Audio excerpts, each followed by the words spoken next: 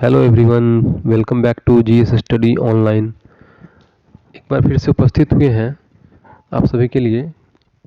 आज सॉल्व करेंगे हम लोग लैंग्वेज का प्रैक्टिस सेट है, रुक्मिणी प्रकाशन का, कक्षा 6 से 8 का ऐसे है, लेकिन यह जो है सभी क्लास के टीचर कैंडिडेट के लिए इम्पोर्टेंट रहने वाला है, क्योंकि लैंग्वेज तो सभी के लिए, सभी लोगों के लिए, सभी शिक्षक अभ्यर्थियों के लिए आने वाला है। तो यह जो लैंग्वेज का पेपर है यह सभी क्लास के शिक्षक अभ्यर्थियों के लिए इम्पोर्टेंट होने वाला है, तो विशेष ध्यानपूर्वक इसे देखिएगा। आइए स्टार्ट करते हैं।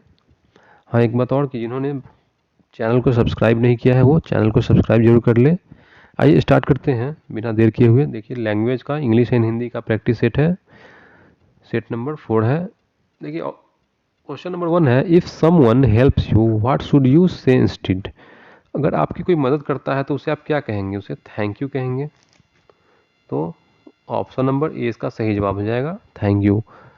अगला है ऑप्शन क्वेश्चन नंबर 2 है, the husband of your sister is. आपकी बहन के पति जो हैं क्या होंगे? वो होंगे brother in law. Brother in law, option number A जो है सही जवाब हो जाएगा इसका। नेक्स्ट है, select the correctly spelled word. जो सही सही उच्चारण किया गया है, करेक्टली स्पेलिंग लिखा हुआ है जिसका, वो बताना है आपको कौन सा वर्ड है इसमें से। तो इसका जो सही जवाब हो जाएगा वो है रिपीटिशन। की स्पेलिंग सही है, इसमें रिपीटिशन सही जवाब हो जाएगा। इसके अलावा जो भी है इसका स्पेलिंग मिस्टेक है, और रिपीटिशन जो है सही है, इसमें स्पेलिंग जो है सही है। तो इसका सही जवाब हो जाएगा ऑप्शन नंबर बी जो है सही जवाब हो जाएगा। नेक्स्ट देखते हैं, क्वेश्चन नंबर 4 है, select the most appropriate meaning of the given idiom. मुहावरों का जो है सही अर्थ बताना है, यानी कि select the most appropriate meaning of the given idiom. देखिए, मुहावरा जो है दिया हुआ है, इसमें आइडियम कहते हैं इसे इंग्लिश में, to bark up wrong tree. Idiom क्या है? To bark up the wrong tree. इसका मतलब होता है, देखिए क्या क्या ऑप्शन में है, to eat an unpalatable fruit by mistake. Option B है to be wrong about the reason of for something. Option C है to forget, and option D है more than one of the above, and option E है none of the above. तो इसका जो सही जवाब हो जाएगा ऑप्शन नंबर बी जो है सही बिल्कुल दिया हुआ है, to be wrong about the reason for something. To be wrong about the reason for something, इसका सही जवाब होगा ऑप्शन नंबर बी। नेक्स्ट देखते हैं, क्वेश्चन नंबर 5 है, select the most appropriate synonym of the given word. Select the most appropriate synonym of the given word. Obstruct जो है most appropriate जो है इसका मीनिंग बताना है, यानी कि समान अर्थ बताना है ऑब्स्ट्रक्ट का। तो ऑब्स्ट्रक्ट का जो समान अर्थ है वो हो जाएगा कर्ब। ऑप्शन नंबर बी इसका सही जवाब दिया हुआ है, कर्ब जो है सेम मीनिंग है। ऑब्स्ट्रक्ट मीन्स भी रोकना या बाधा पहुंचाना होता है, और कर्ब मीन्स भी रोकना होता है, तो बिल्कुल सही जवाब हो जाएगा option number B, curb. Next देखते हैं ऑप्शन क्वेश्चन नंबर 6 है, select the most appropriate antonym of the bold word. Select the most appropriate antonym बताना है, यानी कि विपरीतार्थक शब्द बताना है। जो लिखा हुआ है इसमें बोल्ड में जो है, इस सेंटेंस में जो बोल्ड में लेटर लिखा हुआ है, वर्ड जो है एंड्योर। क्या लिखा है? Endure. He learn to endure hunger and cold. He learn to endure hunger and cold. तो इसका जो सही जवाब हो जाएगा वो है ऑप्शन नंबर सी। एंड्योर का मतलब होता है सहना या बर्दाश्त करना, और इसका एंटोनिम जो है यानी कि विपरीतार्थक शब्द जो है वो हो जाएगा, क्या हो जाएगा? परसिस्ट हो जाएगा। ऑप्शन नंबर सी हो जाएगा, रेसिस्ट। रेसिस्ट हो जाएगा। ऑप्शन नंबर सी इसका सही जवाब हो जाएगा, रेसिस्ट। ऑप्शन नंबर सी जो है रेसिस्ट।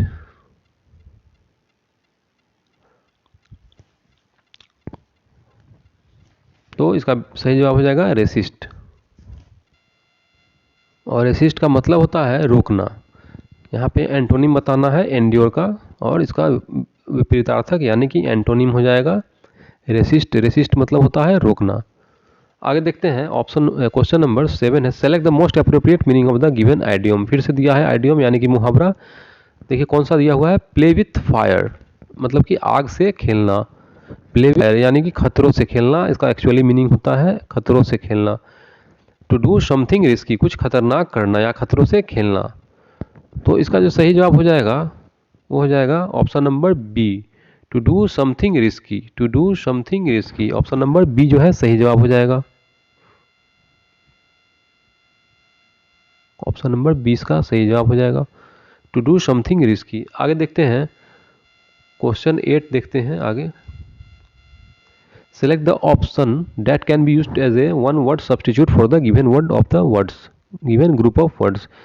इस जो है सेंटेंस के लिए एक वर्ड का बताना है, वन वर्ड सब्स्टिट्यूट बताना है, इसका जो वन वर्ड सब्स्टिट्यूट बताना है, मतलब इसके लिए प्रयोग करने वाला एक वर्ड बताना है इस सेंटेंस के लिए।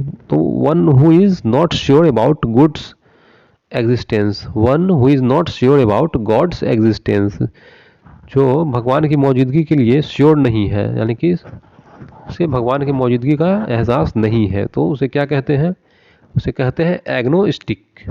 ऑप्शन नंबर बी हो जाएगा, एग्नोस्टिक हो जाएगा, ऑप्शन नंबर बी। नेक्स्ट है, यहाँ पे हिंदी के क्वेश्चन से स्टार्ट हो जाते हैं, इंग्लिश के खत्म हो चुके हैं और हिंदी के स्टार्ट हो रहे हैं। तो हिंदी का सवाल जो है प्रश्न 9 से स्टार्ट हो रहा है। देखिए क्या दिया है, पैसेज दिया हुआ है, यानी कि गद्यांश। नीचे दिए गए गद्यांश पर आधारित 5 प्रश्न के विकल्प दिए गए हैं। इन गद्यांशों को ध्यान से पढ़िए तथा प्रत्येक के उत्तर के लिए दिए गए जो है विकल्पों का उचित विकल्प का चयन करना है।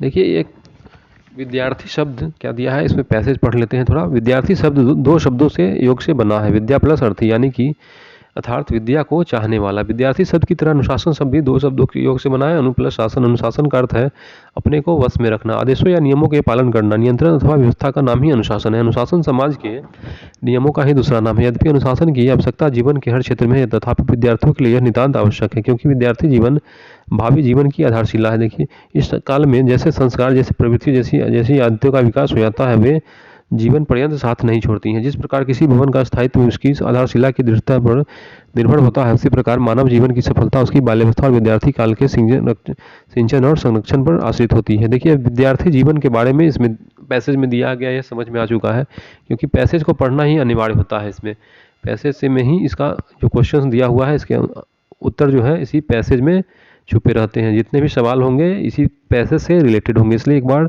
एग्जाम में आप अच्छी तरह पढ़ लेना पैसेज को। एक बार नहीं समझ में आया तो दूसरी बार भी पढ़ सकते हैं, तीसरी बार अच्छी तरह जल्दी से पढ़ के और इसका उत्तर खोजने की कोशिश करना है। तो देखिए इससे रिलेटेड जो क्वेश्चन है, अनुशासन शब्द में अनुपसर्ग निम्नलिखित में से कौन सा है। अनुशासन शब्द जो है इसमें अनुपसर्ग निम्नलिखित विकल्पों में से कौन सा है, तो यह हो जाएगा ऑप्शन नंबर ए हो जाएगा। क्या हो जाएगा, ऑप्शन नंबर ए हो जाएगा, तत्सम उपसर्ग है।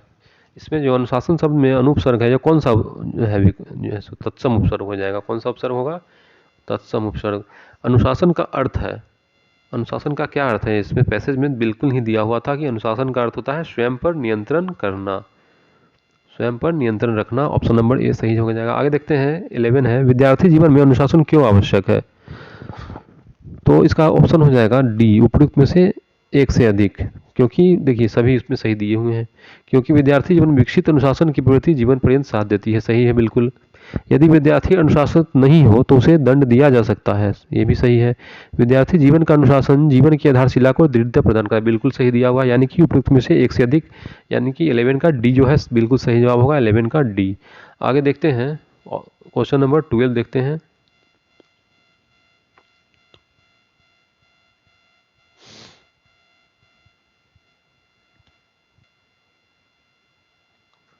क्वेश्चन नंबर 12 है, इस गद्यांश में मानव जीवन को निम्नलिखित विकल्पों में से किसकी उपमा दी गई है, तो इसका सही जवाब होगा ऑप्शन नंबर ए। इस गद्यांश में जो है मानव जीवन को भवन से उपमा दी गई है, तो सही जवाब होगा ऑप्शन नंबर ए जो है सही जवाब होगा भवन। आगे है, इस गद्यांश में विद्यार्थी काल के पर्यायवाची के रूप में कौन सा शब्द का प्रयुक्त किया गया है। और क्वेश्चन जो है 13 फिर से एक बार रिपीट कर दूं, इस गद्यांश में विद्यार्थी काल के पर्यायवाची के रूप में कौन सा शब्द प्रयुक्त किया गया है, तो हो जाएगा छात्रावस्था। छात्रावस्था यानी कि विद्यार्थी का जीवन, छात्रावस्था यानी कि विद्यार्थी जीवन, ऑप्शन नंबर बी सही जवाब है इसका। नेक्स्ट देखते हैं 14 नंबर क्वेश्चन है, यह अलावा किस वर्ग के व्यंजन है। यह अलावा जो है यह किस वर्ग के व्यंजन है, तो यह है अंतःस्थ व्यंजन है। कौन सा है, अंतःस्थ व्यंजन है। यह अलावा जो है अंतःस्थ वर्ग के व्यंजन है। आगे देखते हैं इनमें से तिमिर शब्द का विलोम कौन सा है। इसमें से जो है तिमिर शब्द का विलोम कौन सा होगा। क्वेश्चन नंबर 15 है, इनमें से तिमिर शब्द का विलोम कौन सा है। तो ऑप्शन सी हो जाएगा। तिमिर का मतलब होता है आलोक। तिमिर का मतलब हो जाएगा, नहीं विलोम कहा जा रहा है ना, विलोम। तिमिर शब्द का विलोम यानी कि विपरीत अर्थ किसका होगा। तिमिर का विपरीत अर्थ क्या होगा, वो हो जाएगा आलोक। ऑप्शन नंबर सी, विलोम बताना है तो आलोक हो जाएगा। अब आगे देखते हैं 16 नंबर है, विस्मय स्थायी भाव किस रस में होता है। विस्मय स्थायी भाव जो है वो किस रस में होता है, तो हो जाएगा अद्भुत। विस्मय स्थायी भाव किस रस में होता है, तो ऑप्शन नंबर बी हो जाएगा अद्भुत में। आगे है, ईश्वर को न मानने वाला व्यक्ति के लिए एक शब्द क्या है। ईश्वर को जो नहीं मानता है उस व्यक्ति को क्या कहा जाता है, तो उसको नास्तिक कहा जाता है। बिल्कुल ही आसान क्वेश्चन है, नास्तिक कहा जाता है। Option number C. आगे है, इनमें से कौन सा वाक्य शुद्ध है। देखिए क्या क्या दिया है, क्या दीवार बहुत ऊंची है। बी में है क्या दीवार बहुत ऊंची है। सी में है क्या दीवार बहुत ऊंची है। बताना है इसमें से कौन सा वाक्य सही सही है यानी कि शुद्ध है। तो ऑप्शन नंबर ए जो है वही बिल्कुल शुद्ध दिया हुआ है, क्या दीवार बहुत ऊंची है। ऑप्शन नंबर ए सही जवाब होगा। नेक्स्ट है 19 नंबर, अतएव शब्द का संधि विच्छेद क्या होगा। अतएव शब्द का संधि विच्छेद क्या होगा, हो जाएगा ऑप्शन नंबर ए हो जाएगा इसका सही जवाब। ऑप्शन नंबर ए, अतः जोड़ एव। अतः जोड़ एव जो है अतएव होता है। ऑप्शन ए सही है। नेक्स्ट है 20 है, मूर्धन्य अल्प प्राण अघोष व्यंजन वर्ण का उदाहरण कौन सा है।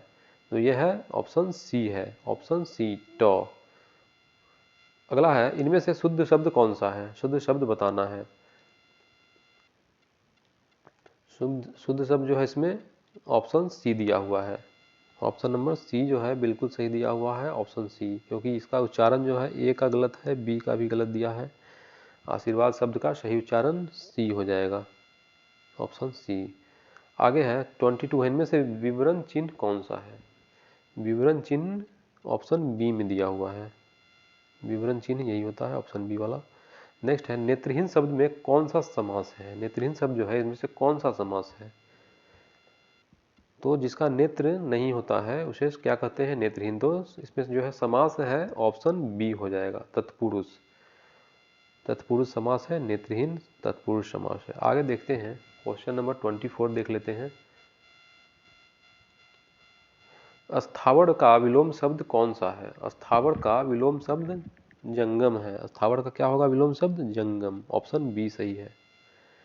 आगे है, नेकी का फल बदी, इस लोकोक्ति का अर्थ क्या होता है। नेकी का फल बदी, इस लोकोक्ति का अर्थ क्या है। तो इसका सही जवाब हो जाएगा ऑप्शन बी सही जवाब हो जाएगा। ऑप्शन नंबर बी इसका सही होगा। भलाई के बदला जो बुराई मिलता है उसे ही नेकी का फल बदी होता है। नेकी का फल बदी, भलाई का बदला बुराई। नेकी का होता है बड़ा भलाई और बदी का मतलब होता है बुराई, इसलिए भलाई का बदला बुराई सही जवाब हो जाएगा, ऑप्शन बी। नेक्स्ट है, देवर्षि का सही संधि विच्छेद कौन सा होगा। तो देवर्षि का संधि विच्छेद जो होगा देवजोर ऋषि। देवजोर ऋषि यानी कि ऑप्शन ए सही हो जाएगा। आगे है, जिसे कभी बुढ़ापा न आए, इस वाक्यांश के लिए शब्द कौन सा होगा। तो हो जाएगा ऑप्शन ए अजर। अजर हो जाएगा। इसे आप इस तरह भी समझ सकते हैं कि भगवान शिव के लिए उपयोग किया जाता है, अजर अमर शिव शंकर। तो देखिए अजर होता है जिसका जो है कभी बुढ़ापा नहीं आए। अजर अमर शिव शंकर एक उदाहरण के तौर पे मैंने आपको बताया है। देखिए ऑप्शन ए जो है सही हो जाएगा, अजर। अजर जो है उसे कहा जाता है जो कभी पुराना नहीं हो, यानी कभी बुढ़ापा ना आए, उसे कहते हैं अजर। ऑप्शन ए सही होगा, ऑप्शन नंबर ए जो है सही हो जाएगा। आगे देखते हैं 28 में है, शुक्ल का विलोम शब्द कौन सा है। शुक्ल का विलोम शब्द कौन सा है। तो शुक्ल का विलोम शब्द है कृष्ण। ऑप्शन बी जो है सही होगा, ऑप्शन बी, शुक्ल का विलोम शब्द है कृष्ण। आगे देखते हैं, प्यारे देशवासियों आप सबको स्वाधीनता दिवस की शुभकामनाएं। वाक्य में प्यारे देशवासियों में कौन सा कारक है। तो यह है संबोधन कारक। इसमें संबोधन किया गया है लोगों को प्यारे देशवासियों से, इसलिए प्यारे देशवासियों जो है संबोधन कारक है। ऑप्शन बी जो है बिल्कुल ही सही दिया हुआ है। ऑप्शन 30 है, क्वेश्चन 30 है, क्वेश्चन नंबर 30, सही संधि विच्छेद का चयन कीजिए। विप्पजाल, विप्पजाल का सही संधि विच्छेद क्या होगा। तो यह हो जाएगा विपद जोड़ जाल, विपद जोड़ जाल, ऑप्शन नंबर ए बिल्कुल सही दिया है, विपद जोड़ जाल। तो इस प्रकार से ये थे आपके लैंग्वेज के प्रैक्टिस सेट नंबर 4। रुक्मिणी प्रकाशन का यह प्रैक्टिस सेट है जिसे मैंने सॉल्व किया है। और इससे पहले कि अगर आपको देखना है प्रैक्टिस सेट तो वीडियो के प्लेलिस्ट में जाके देख सकते हैं, डिस्क्रिप्शन में वीडियो प्लेलिस्ट है, उसे आप जाके देख सकते हैं। और इसी तरह आप चैनल से जुड़े रहिए ताकि आप आगे आने वाले वीडियो आपको मिलता रहे। चैनल को सब्सक्राइब कर ले जिन्होंने सब्सक्राइब नहीं किया है।